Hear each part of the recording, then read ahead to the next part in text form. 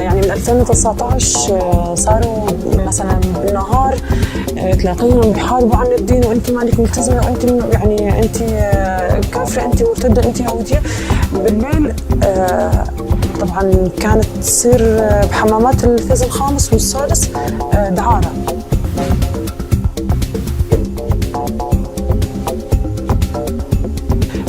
صارت يعني علني، مثلا حتى الأطفال لما كانوا يخلفون كانوا يزتوهم بالحمامات أو عن دار الأيتام. دار الأيتام بالفيز الأول وبالفيز الثالث.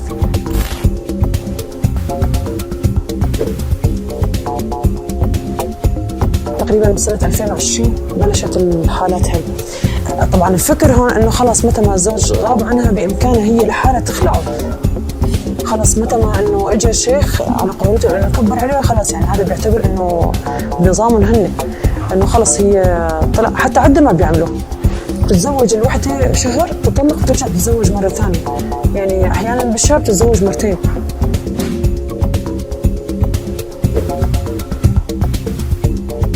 بس اللي ضايعين بالنص من الاطفال، يعني الاطفال ما بتعرفي هذا مين ابوه، هذا مين إن كان ابوه الاول الثاني بتعرف، ما حدا بيعرف.